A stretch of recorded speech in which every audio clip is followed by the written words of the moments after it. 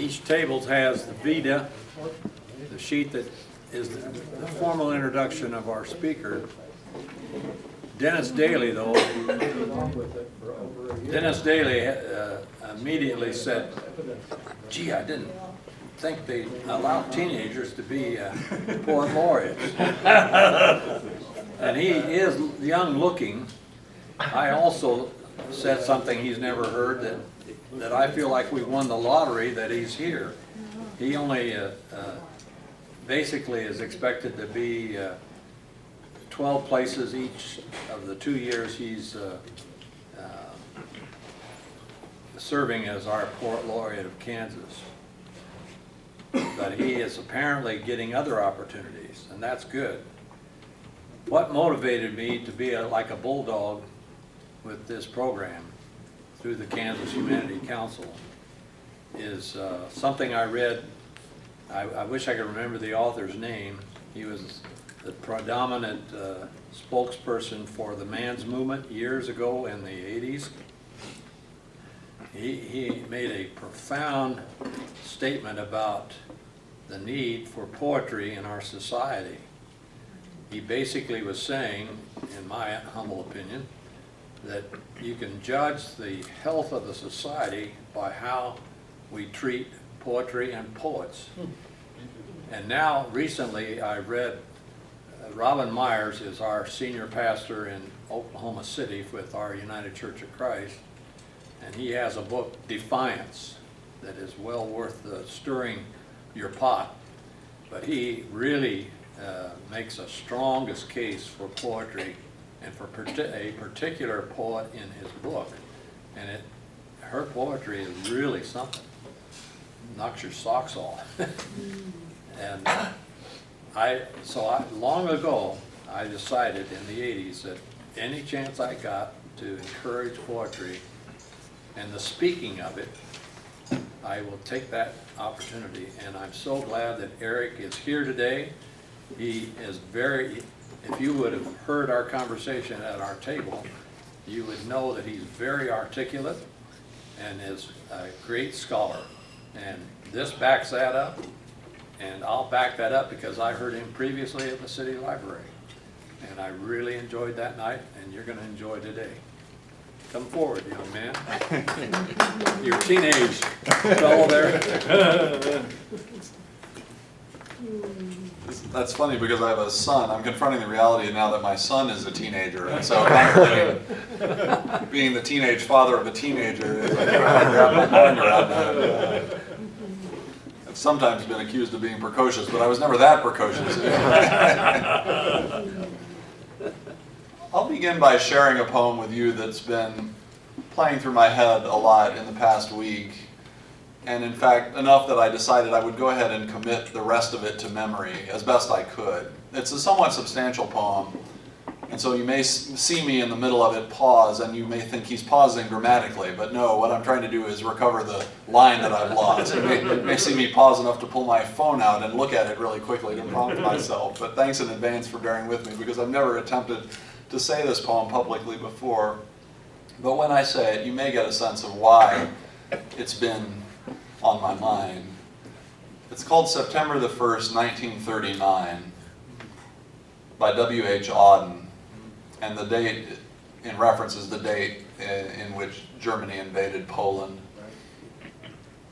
I sit in one of the dives on 52nd Street, uncertain and afraid as the clever hopes expire of a low, dishonest decade.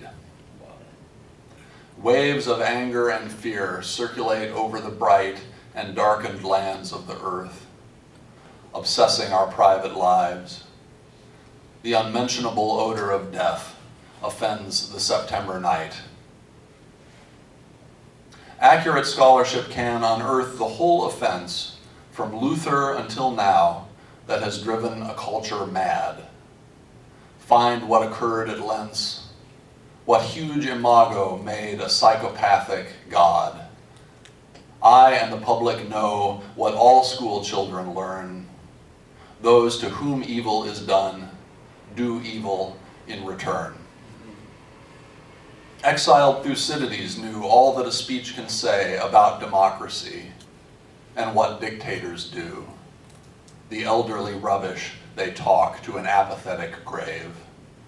Analyze all in his book, the enlightenment driven away, the habit-forming pain, mismanagement, and grief. We must suffer them all again. Into this neutral air, where blind skyscrapers use their full height to proclaim the strength of collective man, each language pours its vain, competitive excuse. But who can live for long in a euphoric dream? Out of the mirror they stare, imperialism's face and the international wrong. Faces along the bar cling to their average day. The lights must never go out. The music must always play. All the conventions conspire to make this fort assume the furniture of home, lest we should see where we are, lost in a haunted wood. Children afraid of the night who have never been happy or good. The windiest militant trash important persons shout is not so crude as our wish. What Mad Nijinsky wrote about Diaghilev is true of the normal heart, for the error bred in the bone of each woman and each man craves what it cannot have, not universal love, but to be loved alone. From the conservative dark into the ethical life, the dense commuters come, repeating their morning vow, I will be true to the wife, I'll concentrate more on my work, and helpless governors wake to resume their compulsory game. Who can release them now? Who can reach the deaf? Who can speak for the dumb? All I have is a voice to undo the folded lie, the romantic lie in the brain of the sensual man in the street, and the lie of authority whose buildings grope the sky. There is no such thing as the state, and no one exists alone. Hunger allows no choice to the citizen or the police. We must love one another or die. Defenseless under the night, our world in stupor lies. Yet dotted everywhere, ironic points of light flash out wherever the just exchange their messages. May I, composed like them of eros and of dust, beleaguered by the same negation and despair, show an affirming flame. Wow. Wow, good gracious sakes.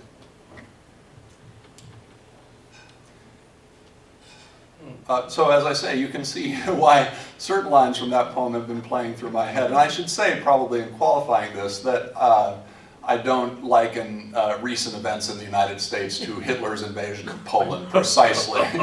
We are not quite there yet. we are perhaps a ways from there, I certainly hope. But there are moments in that poem that resonate historically in this moment, I feel. The lines that, of course, kept coming back to me, and they have from time to time through the years, not just recently, were the enlightenment driven away, the habit-forming pain, mismanagement, and grief. Right. We must suffer them all again. Right. The way that we keep returning again and again, it seems, to processes and ideologies that have not served us well in the past. And when you get to the lie of authority whose buildings grope the sky, I'm just like, come on, come on, Auden, stop talking about this week. It's hilarious. That was a poem that a lot of people circulated and discussed after the attacks of September the 11th, 2001. What huge imago made a psychopathic God into this neutral air where blind skyscrapers use their full height to proclaim the strength of collective man. Into the ethical life, the dense commuters come. We must love one another or die. Show an affirming flame. It's timely and timeless, it seems to me. I noticed looking at that poem again, and I noticed it only for the first time now, that it's composed of 9 stanzas of 11 lines apiece. I'm no numerologist, but that's an odd coincidence. I can't think of another 9/11 poem that is literally 9 11s. I'm so grateful at moments like that and at moments like this for the presence of poetry in my life. You know, I've been for about a year and a half now touring the state, talking about poetry with folks and answering the question, what is it that the Poet Laureate of Kansas does? And I've taken to saying that the main thing the Poet Laureate of Kansas does is go around the state answering the question, what does the Poet Laureate of Kansas do? That is your main duty, and I would include that in the job description for future applicants for the post. But secondarily, I think what I'm called upon to do is be a kind of an advocate for poetry, a sort of ambassador for poetry to folks for whom poetry might not be as central in their lives as it is in mine. And that raises an interesting question for me. You know, why does poetry particularly deserve an advocate or need an advocate? Why do we have a poet laureate but not a saxophonist laureate or a sculptor laureate or a ballerina laureate? I'm really not sure. Historically, I think the position of poet laureate was you were there to kind of tell the stories of the tribe, and when there was some big occasion, a royal birth or a state funeral or something like that, you might write an occasional poem to help us understand how we feel or how we ought to feel about this event. But poets laureate in the United States now, I think more often are asked to do what I've been doing, which is go around and be kind of the Johnny Appleseed of poetry. Like, hey, let's talk about poetry and what it can do for you. And it makes me wonder why poetry needs advocacy. But I think that it's a useful role to have, because I do think that poetry, people are ambivalent about it, you know. I think in this day and age, when we're bombarded by so many different sorts of language, so many different types of communication, most of which ask to be received and processed quickly, and most of which have a single restrictive meaning when they come at you, or they are intended to, and you're intended to process those and then move on. It's the opposite of poetry, which says slow down and take these words one at a time and think about the various things that this could mean, not just any one thing, but the productive ambiguities that may exist in this poem. I think that when people are accustomed to language that's much more practical and utilitarian, they encounter a poem and they don't exactly know what to make of it. They know that they're supposed to respect poetry because of the way we talk about poetry, you know. Any beautiful thing is poetry in motion, you know, and if we read prose that's especially lovely and lyrical, we say that's pure poetry, you know. We've actually taken one genre and paid it a compliment by calling it a different genre, you know, it's kind of an insult to prose if you think about it. But, you know, the beautiful thing is poetic and the ugly thing is prosaic, right? You would think that poetry would be on all the bestseller lists and prose would be this thing no one cared about, but of course it's just the opposite. So we have this ambivalence toward poetry. We respect it and pay it lip service, but when it comes to reading, there's not so much engagement with poetry. I often think that people's opinions of poetry are formed by a single bad encounter with a single poem. I meet a lot of folks who say, you know, that's great that you write poetry. Contemporary poetry, I just don't get it, or I just don't care for it. And I always sense that these folks have picked up an issue of the New Yorker and opened it and were reading an article and then, oh, there's a poem. Oh, okay, well, I'll give this poem a chance. And what the hell is this person talking about in this book? I do not, that is the strangest. Well, put it aside. I guess just maybe poetry is not my thing. It's not for me. Which is an understandable response, but I think it's a bit premature to come to that conclusion based on a bad encounter with a single poem. It would be an odd thing to turn on the radio and hear Florida Georgia Line or Meghan Trainor or Kanye West or someone like that, and to dislike the song and to say, well, I guess that's it for music. I'm not going to try to listen to music anymore. I gave it a chance, and I guess maybe music just isn't for me. You know, we don't do that. We don't go to a film in the movie theater and dislike it and decide that what we dislike are movies, and so we're not going to any more of them. But people, because our exposure to poetry is limited, sometimes we form our opinions about poems based on a single negative encounter with a poem, and we turn our backs on them because of that.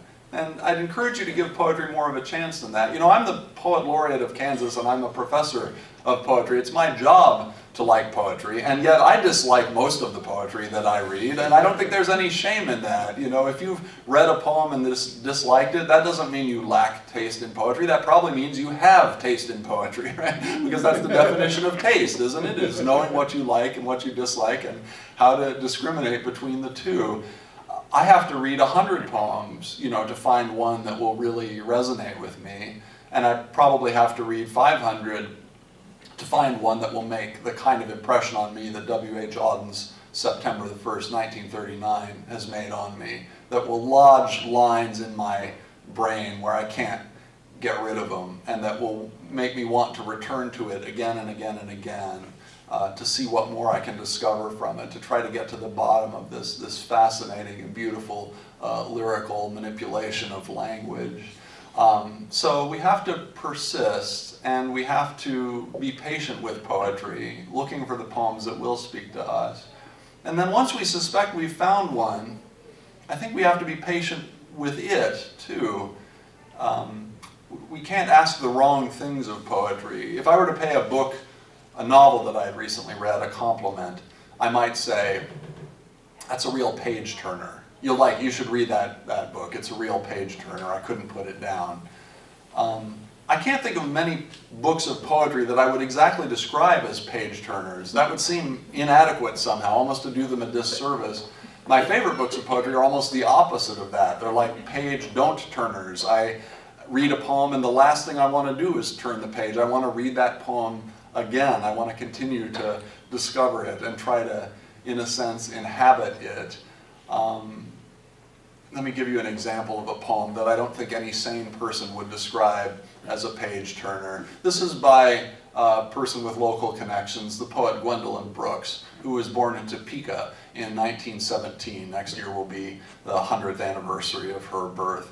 The first African-American to win the Pulitzer Prize. She won it in 1950 for a book of poems that contained this poem. It's called The Bean Eaters. Now, if I were to challenge a gifted friend, saying, I bet you couldn't write a poem about, you're really good, you know, you're really resourceful, but I bet you could not write an interesting poem about, let me think, an elderly couple eating beans. That's all. That's all that can happen in the poem, but you can't do it, okay? Good luck to you. And nevertheless, here is this poem, this little miracle of a poem, The Bean Eaters. They eat beans mostly, this old yellow pair. Dinner is a casual affair. Plain chipware on a plain and creaking wood. Tin flatware. Two who are mostly good. Two who have lived their day, but keep on putting on their clothes and putting things away. And remembering with twinklings and twinges as they lean over the beans in their rented back room that is full of beads and receipts and dolls and cloths, tobacco crumbs, vases, and fringes. It's a poem in which almost nothing happens. It's almost a still life, isn't it? In fact, it only contains two actual grammatical sentences, and they're the first two lines. They eat beans mostly, this old yellow pair. Dinner is a casual affair. There aren't even any grammatically complete sentences after that. It's just accumulated description. Tremendous stillness and quietness. And it's a short poem, too. It's really only 12 lines long, although the last line is this long, long line that spills down the catalog of things that they're surrounded by in their apartment. So very little happens, and not that much is actually explicitly said. I would show this poem to students, though, and say, you know all kinds of things about this couple that aren't said in this poem outright, that aren't said explicitly. I bet you could surprise yourself with what you know about this couple. I don't know, I might put that question to you all. What's something that you would confidently say is true about that couple that wasn't said outright, that wasn't said in so many words in the poem itself? They're in a relationship, they're in love. They're in love. They love each other. It's a poem full of love, isn't it? How do we know that? How do we know it? What's the evidence in the poem for that? It's hard without the poem in front of you. I know this is, I get to stand up here knowing the poem and making you all try to rummage your memories for this poem that you just heard the first time. But what do you see? In your mind's eye, what kind of a What's tableau do the you power of shared experience? The power of shared experience is present, that's right. They're never really referred to as individuals in the poem, right? They're this old yellow pair, and everything that's true of one is true of the other. Two who are mostly good, two who have lived their day. You sense that they're inseparable, don't you? And that they've really been together for a long time. And there seems to be a sense of kind of love presiding or obtaining in this little apartment of theirs, it seems to me. Maybe it's the loving way in which the little items are named in that final list in the poem that is full of beads and receipts and dolls and cloths, tobacco crumbs, vases and fringes. There's sort of a loving attention to detail there, and it feels like a space that's really lived in, not just occupied, if that makes sense. Are they rich or poor? What do you, go ahead. It brought back to mind hundreds of couples that I have seen in their homes doing much. I mean, it flooded me with memories. Memories of real people that have that experience. And now it flooded me with a memory that it's happening to us, my wife and I. Where things get kind of prosaic and nothing is said in the poem, and you sense that maybe everything that might be said between these two is already known, you know, that it's been said already. Yeah, there's that deep, deep familiarity there, and maybe that's why there's a sort of a sense of silence, it seems to me, in the poem. What about like the light in the poem? Do you have, in your mental picture of this couple, what kind of light do you see? I'm just curious. Dimness, dim light, a dim light. Dim light. Does everyone see a fairly dim picture? Why is it dim? How do we know I that? have no idea. I think it's the word yellow that did it for It's me. the word yellow, maybe. Yellow has a kind of an evening. Now, she was writing about older African-American couples in Chicago, and at the time that might have been a term used for lighter-skinned African-Americans, but it's also a term that's got kind of an evening or an autumnal quality to it, a lower light, yeah. We also know that they're having dinner, so we suspect it's probably later in the day, although they may be an older couple, maybe from the South too, that refers to lunch as dinner. We don't know for sure, but she says dinner is a casual affair.